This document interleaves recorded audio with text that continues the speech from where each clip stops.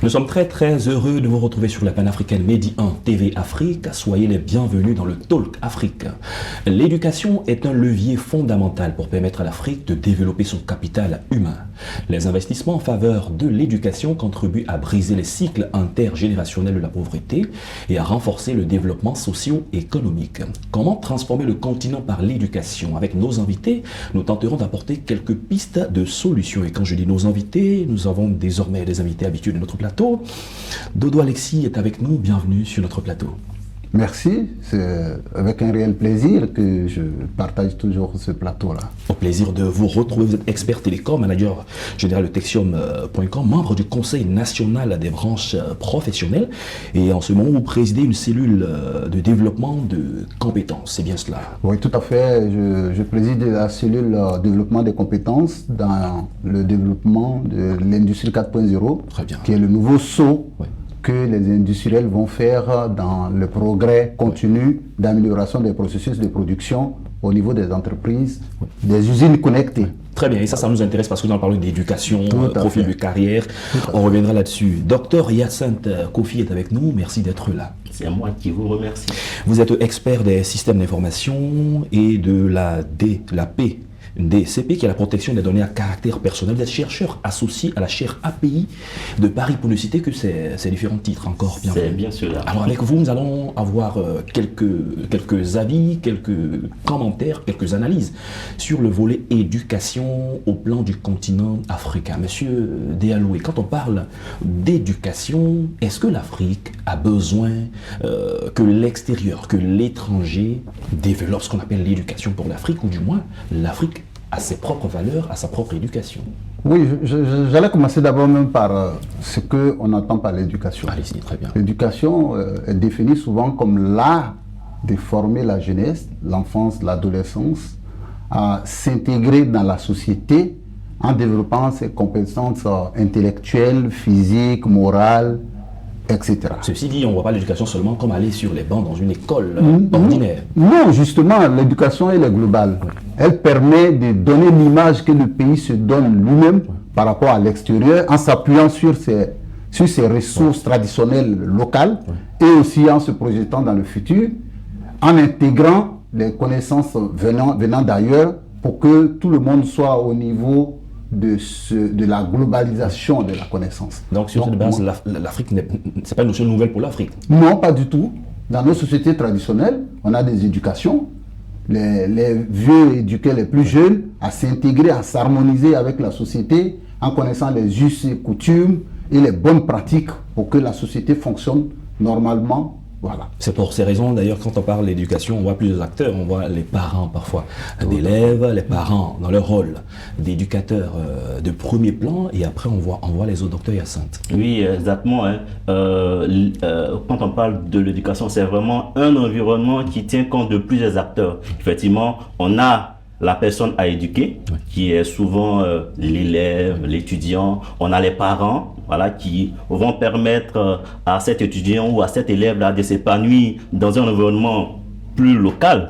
Mais aussi, on a toute l'institution derrière qui va accompagner. On va parler de l'école, on va parler des outils didactiques, mais aussi on va parler, on va dire de toute l'infrastructure qui est derrière. Donc, l'éducation, comme on l'a dit de façon étymologique, qui parle de éduquer, parle de guider en fait. Voilà, donc c'est vraiment une action qui va tenir compte aussi bien de l'aspect académique, mais pas que. On aura l'aspect moral, on aura l'aspect social, mais aussi l'aspect culturel. Donc c'est l'ensemble de tout cela qui fait l'éducation. En votre qualité de chercheur associé à la chaire API de Paris, comment les modèles d'éducation se conçoivent ailleurs? Parce qu'on a l'impression que sur le continent africain, dans bon nombre de pays, il y a des modèles calqués, taillés parfois sur mesure et qui sont importés. Parfois, ça ne marche pas comme on souhaite. Oui, en effet, c'est une très belle question. Effectivement, on n'évolue pas en vase clos. C'est dit que je ne vais pas fonctionner en autarcie. Bien sûr, j'ai besoin de l'autre pour me développer moi-même.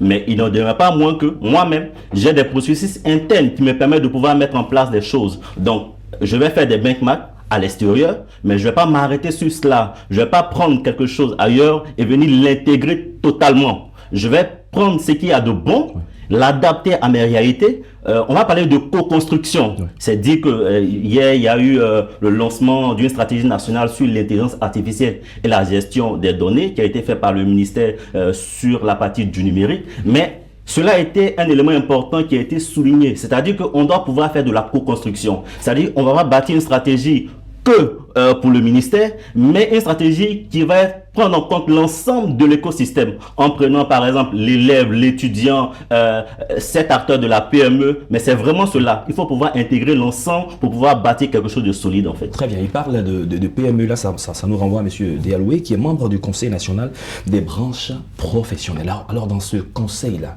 qu'est-ce qu'on fait? À quoi est-ce que vous travaillez concrètement? Alors, l'État a trouvé la nécessité de trouver un organisme qui va faire le tampon entre la formation, l'élaboration des curricula de formation et les besoins de l'entreprise. Donc, le Conseil national des branches vient au milieu, qui regarde les besoins des entreprises et qui dit à l'État: on a besoin de temps, il faut qu'on en forme, etc. Donc, c'est une structure médiane qui vient apporter un plus aux entreprises et à l'État lui-même pour créer ce trait d'union-là entre l'État et l'entreprise. Essayons de dresser un état des lieux. On est à plus de 60 ans des indépendances. La plupart de certains pays africains, avant les indépendances, on n'avait pas cette école classique, cette école moderne à laquelle tout le monde s'inscrit. Après 60 ans, M. Dialoué, est-ce que vous pensez que l'Afrique a quand même fait un bond qualitatif? Alors, peut-être qu'il faut contextualiser les choses. Avant les indépendances, les États étaient gouvernés par des personnes venues d'ailleurs, que nous appelons les colons, et qui formaient les élites par rapport à leurs propres besoins. Dès l'instant où les États ont accédé à l'indépendance, c'était donc à ces États de se prendre en charge et de bâtir un système éducatif qui leur permet de satisfaire à leurs besoins des ressources humaines. Mais donc, tous les États africains se sont mis à construire leur système éducatif. Maintenant, est-ce que ces systèmes, après 60 ans, sont bons ou ne sont pas bons? Il est important de constater que dans tous les pays, il existe un ministère en charge de l'éducation. Parfois, on ajoute à l'alphabétisation. L'alphabétisation. Chaque pays va à son rythme. Il y a des pays qui peut-être avancent plus vite que d'autres. Mais il est important que tout le monde aille de l'avant parce que le monde ne nous attend pas.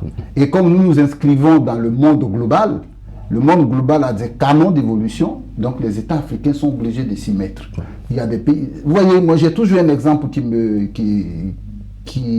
souvent que je cite, c'est l'exemple des aventures 46, où le premier président Houphouët-Boigny a trouvé la nécessité d'envoyer des gens se former pour venir être le soubassement de la jeune classe d'intellectuels qui va permettre avec lui, en 1960, donc de bâtir le pays. Donc chaque pays va à son rythme, mais il est important que les pays aillent de l'avant.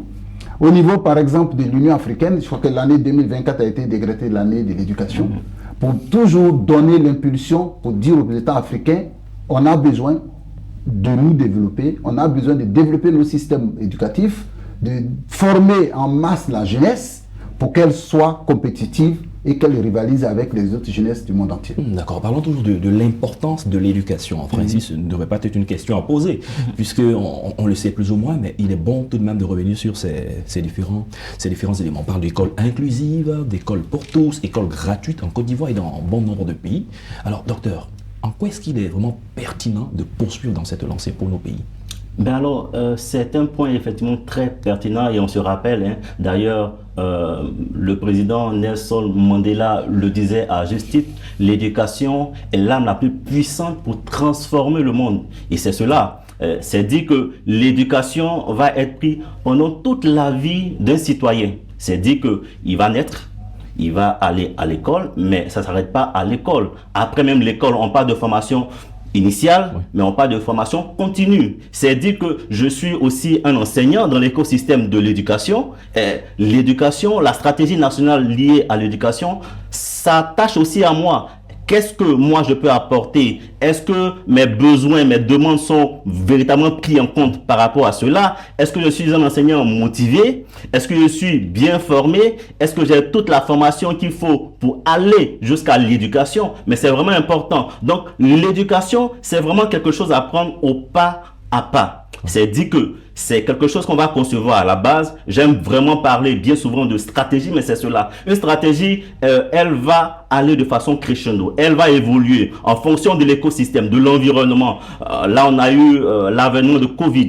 Et bien sûr, l'éducation doit être repensée par rapport à cela. On a d'un autre côté tout ce qui est technologie nouvelle. On a l'intelligence artificielle. Et tout cela, ça va changer comment est-ce que l'éducation même est perçue. C'est-à-dire que si j'avais une façon de faire les choses, moi, en tant qu'enseignant, d'adresser un devoir de maison, il faut savoir qu'aujourd'hui, il y a l'intelligence artificielle, mais aussi tout ce qui est lié, on va dire, à ChatGPT. Bon, c'est le plus connu. Hein. Voilà. Donc, un étudiant va générer un prompt, il va me produire véritablement un récit tout lucide et tout clair. Et si moi, en tant qu'enseignant, j'ai pas cette notion, cette compétence de pouvoir détecter que, attention, ça a été fait à partir de l'intelligence artificielle, mais pas aller que sur ça. Il doit pouvoir proposer des choses qui vont permettre aux étudiants de pouvoir partir au-delà de cela, pouvoir creuser en fait tout ce qu'il y a comme imagination, réflexe au-delà du commun. Donc c'est vraiment quelque chose à pouvoir suivre de près, et je pense que d'ailleurs les écoles essaient plus ou moins de s'adapter à cela. Pour certains pays, hein, sous d'autres cieux, il y a des stratégies qui ont commencé à prendre forme, mais il faut pouvoir inclure tout cela. Mais surtout, il faudrait que l'éducation soit centrée sur l'humain. On ne doit pas apprendre quelque chose ailleurs, venir le copier textuellement et demander aux personnes de l'appliquer. Nous avons parlé tout à l'heure d'un élément très important et primordial, c'est les valeurs. Est-ce que, in fine, tout ce que je fais comme éducation permet de conserver nos valeurs? C'est vraiment important, parce que sinon on risque de développer quelque chose qui s'adapte à un écosystème qui est étranger au nôtre, mais on sera surpris des résultats. Je pense qu'on le constate voilà, à l'échelle vraiment du monde et dans certains pays africains. L'Afrique véritablement a fait certains efforts pour avancer, comme on l'a dit, hein, depuis les années 70 jusqu'à 2020, on est passé de 40% à 80%, enfin en termes de taux, hein, voilà, taux global et tout ça en termes de scolarisation. On avance petit à petit. Il y a encore des efforts à faire, mais il n'en demeure pas moins qu'il faut pouvoir benchmarker, il faut pouvoir s'améliorer au quotidien. C'est vraiment important. Dans l'amélioration au quotidien, parlons des manuels scolaires. Au primaire, au secondaire, ainsi de suite, beaucoup de parents, beaucoup de personnes, parfois se plaignent à tort ou à raison que les manuels sont changés, selon eux, tous les 2 ans, chaque année. Ils auraient bien voulu qu'il y a 15 ans en arrière, les mêmes connaissances acquises en leur temps soient les mêmes transmises. Alors, quel est votre point de vue sur le changement des différents manuels aujourd'hui Alors, véritablement, c'est un problème. Pour nous qui avons fait l'école datant, les manuels n'étaient pas changés aussi fréquemment. Mais cela ne voulait pas dire qu'on n'avait pas de connaissances. Mais le rythme de changement des manuels, j'allais dire quasiment chaque année, pose problème. Et dans la même année scolaire, chaque établissement parfois a un manuel qui lui est propre. Voilà. C'est vrai qu'on peut vouloir adapter les connaissances par rapport à son école, mais je pense qu'il faut faire attention. Parce que c'est vrai, moi je suis parent d'élèves, hein, on le constate que chaque année, je ne sais pas, chaque année ou tous les 2 ans, il y a des nouveaux manuels qui sortent, quasiment c'est les mêmes connaissances. Donc, je pense que là, il faut qu'on, pour le cas de la Côte d'Ivoire, bien sûr, hein, il faut qu'on y prenne garde, parce que ça commence à, je pense, par rapport aux parents, ça commence à faire du bruit. Très bien. Mais par contre, adapter les manuels à la connaissance, hein, pour l'écosystème, c'est bien, mais il faut le faire de façon, j'allais dire, pas aussi régulière qu'on le constate. L'histoire de nos propres pays, de notre propre continent. Est-ce que vous avez le sentiment que dans le cursus, on a suffisamment le temps d'apprendre sur sa propre histoire par rapport à ce qu'on apprend sur l'extérieur? Beaucoup s'en plaignent, ils estiment qu'on devient expert parfois des autres pays, des autres continents. C'est bon pour la connaissance, mais bien des fois on ne connaît même pas là où on est. En effet, hein, c'est un vrai point, c'est un vrai sujet. Et d'ailleurs, juste pour apporter un additif, j'ai été heureux de voir que récemment, il y a une communication de l'éducation nationale qui donnait un peu l'ordre aux établissements de ne pas changer de façon fréquente en fait. Donc ils ont pu quand même essayer de limiter un peu. Voilà, donc ça soulage vraiment les parents d'élèves. On va pas changer toutes les années, mais à partir d'un certain moment. Donc ça c'est vraiment quelque chose que j'ai vraiment apprécié. Hein. C'est dans ces derniers jours-là que cela a été adopté. Et donc justement, est-ce qu'on a le temps nécessaire par rapport à l'apprentissage? Ben ouais, on se pose bien la question. Tout va en fait du fait que on va pouvoir avoir à la base une certaine information, mais comment est-ce qu'on la vit, comment est-ce qu'on la développe tout au long du cycle de vie en fait.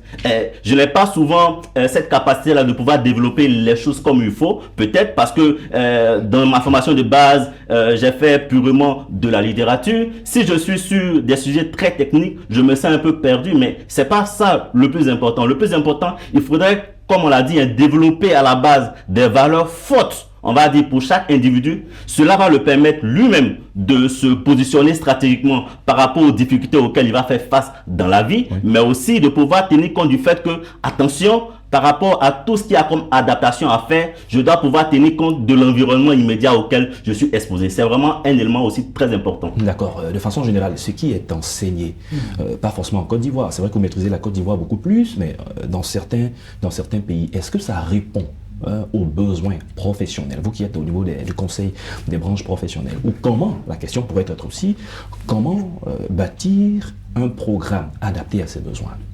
Mais le programme, il est impulsé par les besoins locaux. De quoi le pays a besoin pour se développer. Et donc, c'est sur ça que dans ce cas, pour créer les programmes qui vont être adaptés. C'est vrai que tout n'est pas fait pour aller en entreprise, mais il y a des programmes qui sont faits aussi pour, par exemple, gérer l'État en tant que structure, etc. Donc, tout dépend de la position du besoin des pays. Et je pense que tous les pays le font, mais il y a toujours quelque chose qui change par rapport au développement économique du pays. Quand vous prenez les pays industrialisés, le contenu de leur programme va être différent des pays qui n'ont pas encore démarré ou qui sont en train de se moderniser. Mais donc, tout dépend des pays et des contextes et des besoins. Très bien, nous sommes dans... Oui, allez-y. Oui, non, D'accord, nous sommes dans un monde de globalisation, vous avez dit, avec une forte concurrence. Quelles devraient être les ambitions du continent africain? Oui, allez-y. Alors, l'Afrique se doit d'être ambitieuse. Elle se doit de lire l'état d'évolution globale du monde et de s'y inscrire. Si elle ne s'y inscrit pas, elle va être dépassée, elle va former une élite qui n'est pas compétitive et elle sera à la touche. Vous savez, tout à l'heure, je vous disais que je présidais une commission de développement des compétences sur l'industrie 4.0. Je crois que le docteur parlait aussi de l'intelligence artificielle, où il y a un programme national qui est lancé sur une réflexion. Mais moi, je suis le développement, je réfléchis sur le développement de l'industrie 4.0 en Côte d'Ivoire. Mais c'est quoi? C'est l'industrie connectée. L'industrie où les machines et les hommes se parlent en même temps.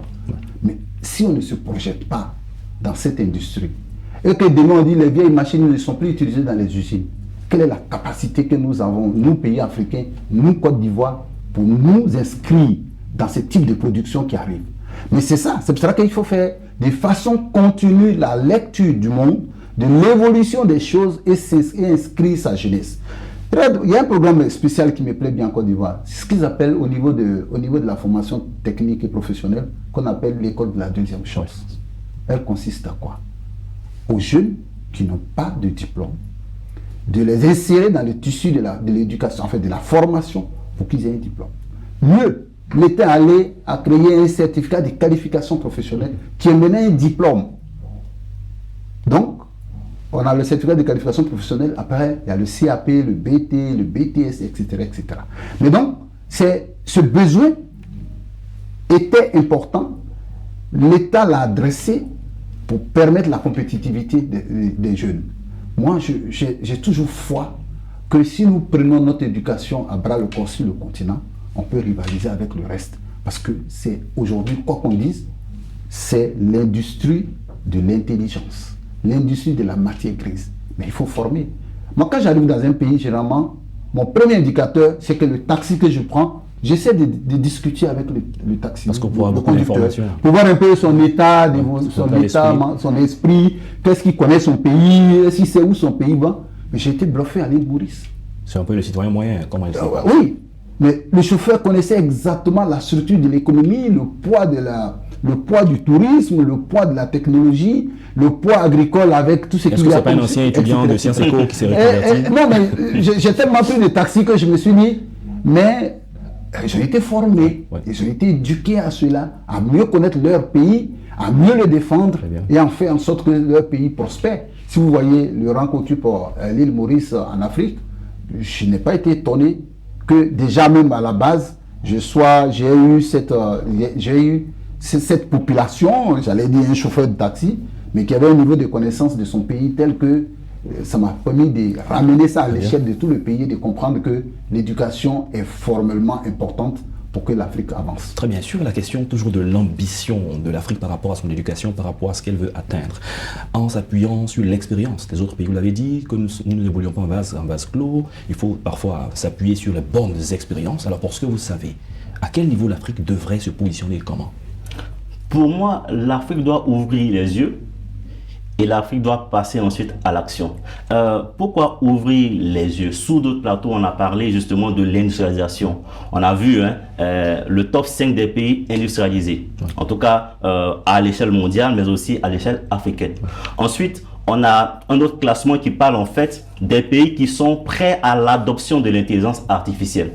De façon très curieuse, c'est exactement les 5 pays du top 5, on va dire pour les pays industrialisés, qui se retrouvent bien sûr dans un ordre un peu différent, mais dans les pays qui sont prêts à l'adoption de l'intelligence artificielle. Je pense que ça attire l'attention. Et d'ailleurs, tout à l'heure, on parlait de l'île Maurice. C'est pas surprenant. L'île Maurice, justement, quand on parle de système éducatif de haut niveau en Afrique, ils sont bien sûr dans le top 3. Voilà. Donc, c'est des choses qu'il faut pouvoir concevoir. Donc, il faut se poser la question. Quels sont les éléments fondamentaux sur lesquels il faut agir, en fait, sur lesquels je dois pouvoir mettre le doigt et pouvoir changer les choses. Donc, l'Afrique doit pouvoir travailler sur cela. Donc, il y a des aspects liés à l'industrialisation, à la technologie et bien d'autres. Mais pour moi, l'un des facteurs importants, je le redis encore une fois, c'est les valeurs.